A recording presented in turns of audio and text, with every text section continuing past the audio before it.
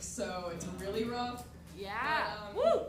I was inspired, compelled to write this because as I was drinking my coffee this morning, across the street I was watching this guy hang the flag, and it really bothered me. So here we go. Yeah.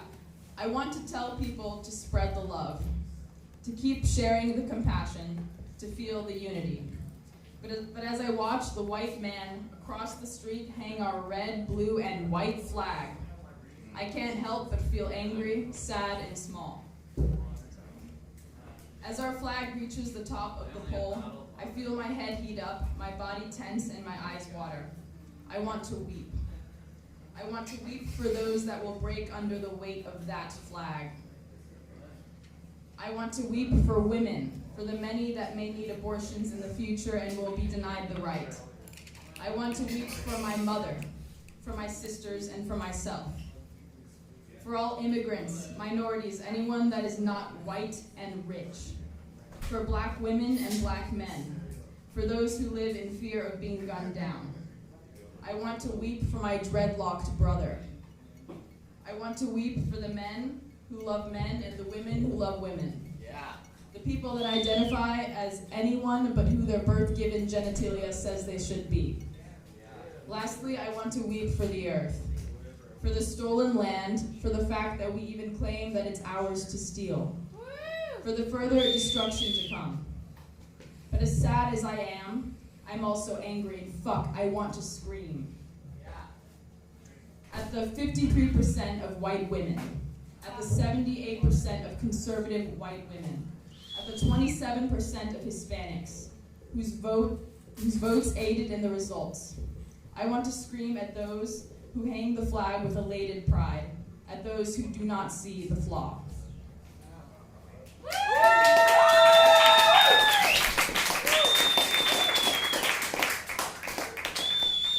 Okay, I have one more, and this one I wrote forever ago, but it's inspired by this old photograph I saw in a social justice class I took, and it was of like a crowd of white and black people all dancing and being happy to jazz music. Yeah. It's called Wrapped in Blues. Black, bouncing curls illuminated by white smiles and pearls dripping from sweaty necks. White, porcelain skin decorated in black satin and sweat dripping from pearly necks. Black, white, all eyes fixed on a colorless soul that leaks rhythmically from an instrument of gold. Black, white, gold, all bodies wrapped in blues. That's it.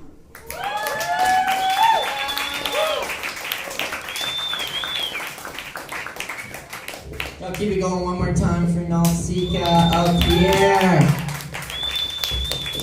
Thank you very much. Very poignant poetry, and that's what it's all about up here tonight. We're keeping it going, keeping the vibe alive, and letting our voices be heard, because that's what we'll do, and not be silent. I'm gonna keep the poetry going here for just a second. I love the poet W.S. Merwin, and he has a new book out called Garden Time. This is from that. It's called River.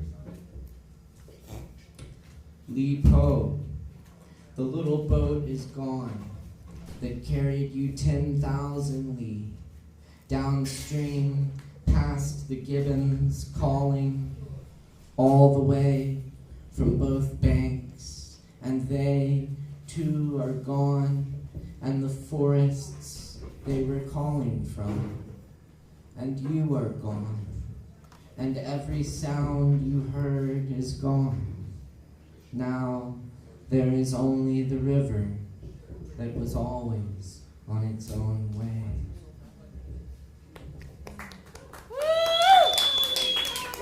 Thank you. And up next on the mic here, we got Keely Flo in the house to do a poem for y'all. So please welcome Keely up to the mic. Give it up.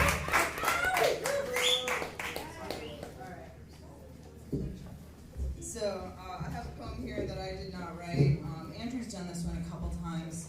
I'm particularly fond of it. We were both very fond of the poet, Matt Mahady, who's not with us any longer.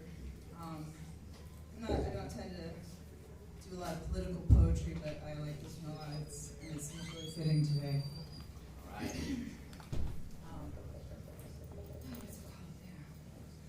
Love poem to a feminist is what this is called.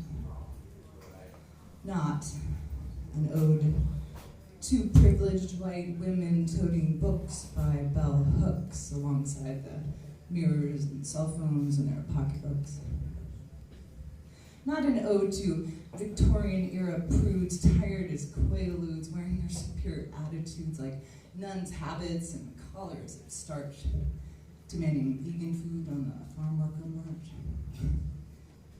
Love poem to a feminist who did not concern herself with chastising guys who used the word guy collectively. She never sat at a poetry slam with a politically correct barometer, ready to stick her dogmatic thermometer up the ass of anyone who failed to pass her litmus test of acceptable art.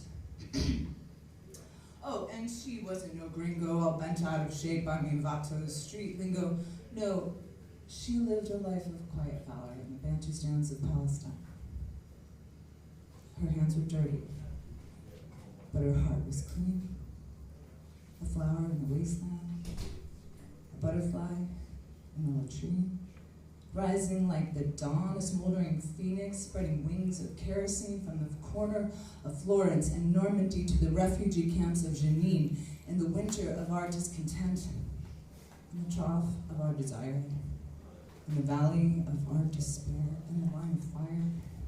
Wafa Ali Idris, age 25, had been active as an ambulance volunteer in the first Intifada. No feng shui, no Birkenstocks. She nursed children who threw rocks at tanks and armored ranks. She dressed wounds under bandages covering the empty sockets of young boys' eyes, cradled the raw, rank hamburger shanks of their shrapnel-flayed thighs, cries and whispers, whimpers and cries, high-pitched screams forever dancing in her dreams, like a settler on the warpath, bloodthirsty for a bloodbath. Until one day she decides to put the keening to rest, kneels before God, straps a bomb to her chest. Jaffa Road Marketplace, Jerusalem West, 101 hornets stung in their own hornet's nest. May she rest in peace, eternally blessed, in the breast of Jah Almighty, mighty as Aphrodite. Wafa, I wrote this poem for you. And Wafa, your mother is proud of you. Outside your door it is written in green paint that drips fresh as her martyred blood. Any people whose women fight will be victorious.